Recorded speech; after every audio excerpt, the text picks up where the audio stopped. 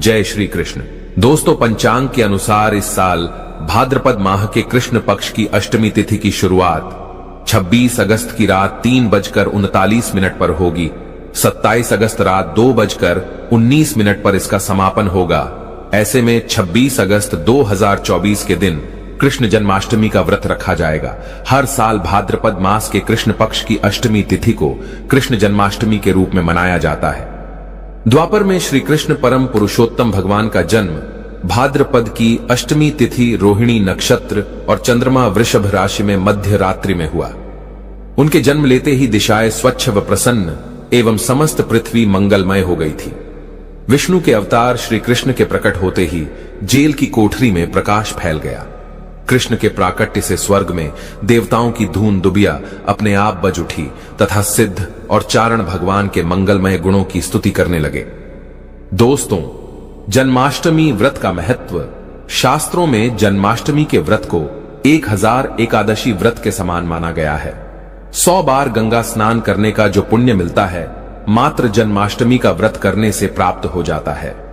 जाप का अनंत गुना फल देने वाला जन्माष्टमी के दिन ध्यान, जाप और रात्रि जागरण का विशेष महत्व है। इसलिए जन्माष्टमी की रात में जागरण करके भगवान के भजन कीर्तन करने चाहिए। भविष्य पुराण में इस व्रत के संदर्भ में उल्लेख है कि जिस घर में यह देव का व्रत किया जाता है, वहां अकाल, मृत्यु, गर्भपात, किसी भी मां के बच्चे गर्भ में नहीं मरते, गर्भ ठहरता है। वैधव्य, दुर्भाग्य तथा कलह नहीं होती। जो एक बार भी इस व्रत को करता है, उसे श्री कृष्ण का आशीर्वाद प्राप्त होता है। वो प्राणी संसार के सभी सुखों को भोगकर विष्णु लोक में निवास करता है। जन्माष्टमी पूजन विधि। हिंदू धर्म में भगवान श्री कृष्ण की पूजा सभी संकटों से निकालकर सुख, समृद्धि और सौभाग्य का वरदान देने वाली मानी गई है। जन्माष्टमी के दिन प्रातः जल्दी उठकर स्नान आदि से निवृत्त होकर स्वच्छ वस्त्र धारण करें। इसके बाद पूर्व या उत्तर की ओर मुख करके व्रत का संकल्प लें। अगर नॉर्थ ईस्ट में भगवान कृष्ण को लगाया जाए तो आप अपने जीवन में धर्म युद्ध में खड़े हैं, कर्म क्षेत्र में खड़े हैं, तो वहां आपकी जीत सुनिश्चित है और आपकी जितनी भी परेशानियां हैं उन्हें कान्हा दूर कर देते हैं। माता देवकी और भगवान श्री कृष्ण की मूर्ति या चित्र पालने में स्थापित करें। पूजन में देवकी वासुदेव, बलदेव, नंद, यशोदा आदि देवताओं के नाम जपें। रात्रि में 12 बजे के बाद श्री कृष्ण का जन्मोत्सव मनाएं। दोस्तों, जन्माष्टमी पर कान्हा को पीले चंदन या फिर केसर का तिलक जरूर लगाएं। साथ ही साथ उन्हें मोर का मुकुट और बांसुरी जरूर अर्पित करें। लड्डू गोपाल को पंचामृत से अभिषेक कराकर भगवान को नए वस्त्र अर्पित करें एवं झूला झुलाएं। तुलसी डालकर माखन, मिश्री व धनिये की पंजीरी का भोग लगाएं। तत्पश्चात आरती करके प्रसाद को वितरित करें। दोस्तों, कृष्ण जन्माष्टमी कब है? पंचांग के अनुसार इस साल भाद्रपद माह के कृष्ण पक्ष की अष्टमी तिथि की शुरुआत 26 अगस्त की रात 3:39 पर होगी। 27 अगस्त रात 2:19 पर इसका समापन होगा। ऐसे में 26 अगस्त 2024 के दिन कृष्ण जन्माष्टमी का व्रत रखा जाएगा। कृष्ण जन्माष्टमी की पूजा मध्य रात्रि की जाती है। इसलिए इस साल भगवान श्री कृष्ण का जन्मोत्सव 26 अगस्त 2024 सोमवार को मनाया जाएगा। दोस्तों, चलिए जानते हैं जन्माष्टमी पर श्री कृष्ण की जन्म कथा। दोस्तों, जन्माष्टमी की यह कथा चुपके से भी सुनने से समस्त तकलीफें, बीमारियां सब समाप्त हो जाती हैं। पितृदोष, मंगल दोष, काल सर्प दोष, शनि दोष तुरंत ठीक हो जाते हैं। आइए सुनते हैं जन्माष्टमी की कथा। दोस्तों, पौराणिक कथाओं के अनुसार भाद्रपद माह कृष्ण पक्ष की अष्टमी तिथि को भगवान कृष्ण ने माता देवकी की 8वीं संतान के रूप में जन्म लिया था। कृष्ण जी का जन्म मथुरा में कंस के कारागार में हुआ था। माता देवकी राजा कंस की बहन थी। कंस को सत्ता का लालच था।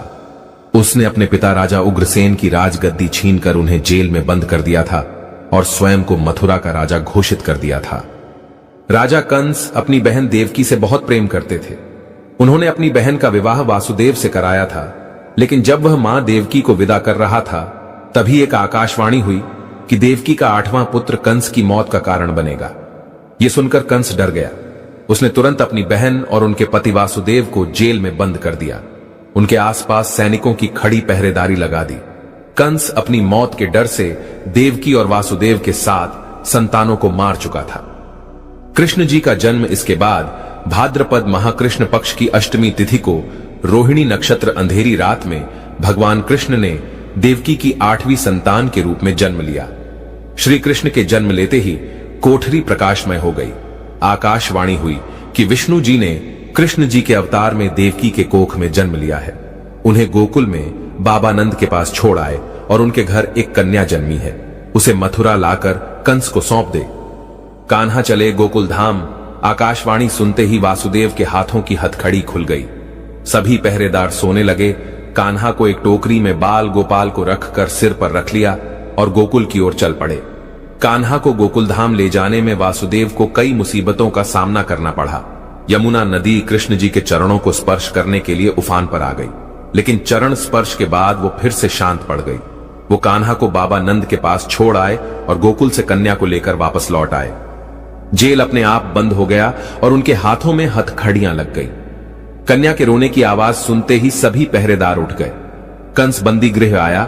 वो कन्या को देवकी और वासुदेव की 8वीं कन्या समझ उसे मारने चला, लेकिन वो आकाश में उड़ गई और फिर से आकाशवाणी हुई कि कंस को मारने वाला अब इस दुनिया में पैदा हो चुका है।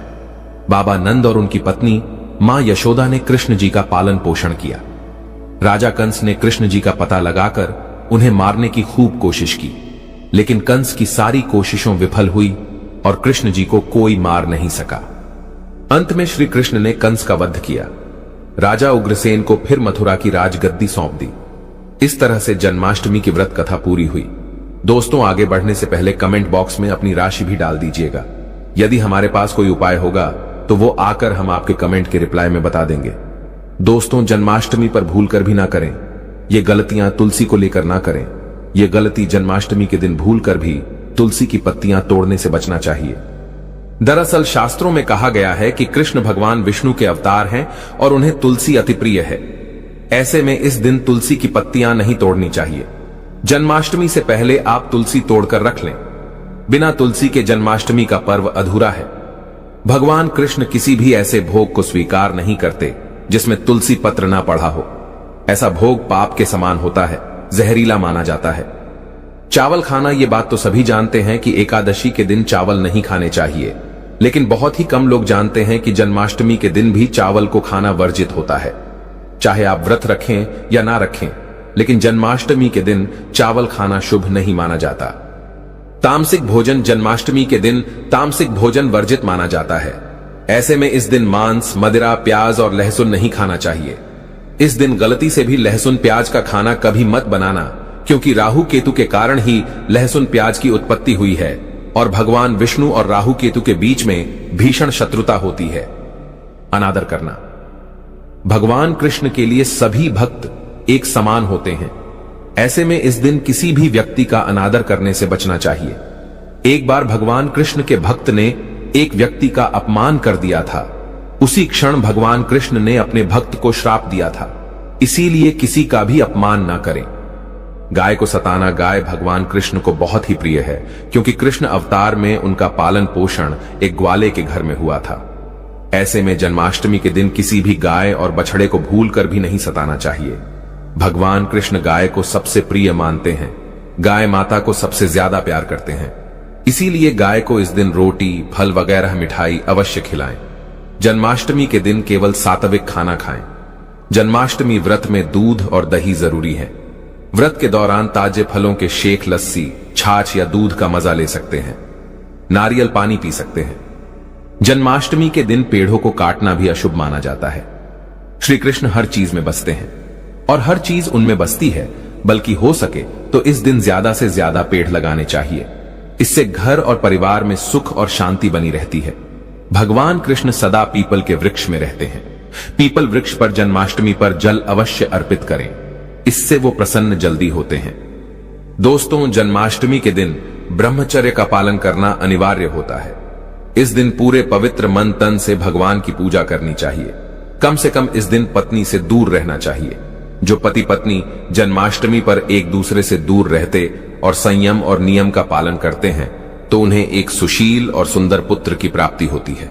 ऐसे बालक का मुख भगवान कृष्ण की तरह होता है और शरीर भगवान कृष्ण की तरह कोमल होता है। जो लोग इस दिन व्रत रखते हैं तो उन्हें रात में 12 बजे से पहले अपना व्रत नहीं खोलना चाहिए। उससे पहले व्रत खोलने से पूजा का फल नहीं मिलता है और व्रत भी अधूरा माना जाता है। जन्माष्टमी पर करें इन मंत्रों का जाप। भगवान कृष्ण की कृपा से आपकी समस्त गरीबी दूर हो जाएगी। आप धनवान हो जाएंगे, मालामाल हो जाएंगे। आपके घर में राधा रानी की कृपा बरसेगी, माता लक्ष्मी की कृपा बरसेगी। दोस्तों, श्री कृष्ण मंत्र क्रीम कृष्णायनम। भगवान श्री कृष्ण के इस मंत्र का जाप करने से धन धान्य की प्राप्ति होती है। ऐसे में जन्माष्टमी के विशेष अवसर पर इस मंत्र का जाप करने से साधक को शुभ फलों की प्राप्ति होती है। हरे कृष्णा कृष्णा कृष्णा हरे हरे, हरे राम राम राम हरे हरे करने से भगवान कृष्ण के कान खड़े हो जाते हैं। वो भक्त की पुकार अवश्य सुनते हैं। कम से कम इसका जाप 21 बार अवश्य करें या 108 बार भी आप कर सकते हैं। बहुत ही शुभ माना जाता है। दोस्तों, जन्माष्टमी पर जो स्त्री भगवान लड्डू गोपाल को झूला झुलाती है उसे अनंत काल तक बांझपन का सामना नहीं करना पड़ता है। भगवान लड्डू गोपाल की कृपा से ऐसी स्त्री को सुंदर पुत्र की प्राप्ति होती है। दोस्तों, जन्माष्टमी पर मोर पंख अवश्य लाएं और मंदिर में स्थापित करें। भगवान कृष्ण की बंसी जन्माष्टमी पर अवश्य लेकर आए। अगर आप व्रत रख रहे हैं तो भगवान लड्डू गोपाल के खिलौने आदि जरूर लेकर आना। इसे लाना मत भूलना। और जन्माष्टमी पर कौड़ियां आप ला सकते हैं, भगवान कृष्ण की स्थापना कर सकते हैं। इस दिन गलती से भी किसी भी व्यक्ति को गिफ्ट के तौर पर भगवान कृष्ण को उपहार में कभी मत देना। इससे घर की लक्ष्मी रुष्ट हो सकती है। जन्माष्टमी पर सोने, चांदी, तांबा, पीतल की खरीदारी कर सकते हैं। शुभ माना जाता है जन्माष्टमी पर पालना अवश्य लेकर आना। इसमें लड्डू गोपाल जी झूला झूलेंगे। दोस्तों, जन्माष्टमी पर तुलसी माता के सामने भगवान कृष्ण के 4 नाम जैसे गोपाला, गोविंदा, देवकीनंदन और दामोदर पुकारे और साथ ही ओम नमो भगवते वासुदेवाय नम मंत्र का जाप करें। ऐसा करने से सभी समस्याएं दूर हो जाएंगी। माता तुलसी आपके घर को धन धान्य से भर देंगी। जन्माष्टमी के दिन भोग में मक्खन के साथ तुलसी दल जरूर डालें और वो भगवान कृष्ण को अर्पित करें। दोस्तों, जन्माष्टमी के शुभ अवसर पर करें नमक का विशेष उपाय। दोस्तों, मैं ईश्वर की सौगंध खाता हूं। नमक का यह उपाय करने से आपके समस्त पाप नष्ट हो जाएंगे, गरीबी दूर हो जाएगी, आपकी नौकरी लग जाएगी। संतान प्राप्त हेतु व्यापार चलाने के लिए भी यह उपाय जरूर करें। दोस्तों, हम भी नमक का यह उपाय जरूर करते हैं। मैं ईश्वर की सौगंध खाता हूं। अगर आपने यह उपाय कर लिया तो आपको करोड़पति होने से कोई नहीं रोक पाएगा। भगवान कृष्ण का विशेष आशीर्वाद मिलेगा। आइए जानते हैं नमक का विशेष उपाय। दोस्तों, उपाय है एक नमक का पैकेट, 50 ग्राम सूखी लाल मिर्च, 500 ग्राम चावल, 100 ग्राम उड़द की दाल, 250 ग्राम आटा और 11 रुपए की दक्षिणा तथा एक पानी की बोतल और 5 रुपए के काले तिल। बस इतनी सी सामग्री एक थैली में एकत्रित कर ले। दोस्तों, उसके बाद किसी भी गरीब, बुजुर्ग या गरीब महिला को चुपके से दान दे दे और पीछे मुड़कर ना देखे, घर को वापस चले आए। दोस्तों, आप यकीन मानो गुरु परंपरा से प्राप्त ये महाउपाय आपकी काया पलट कर रख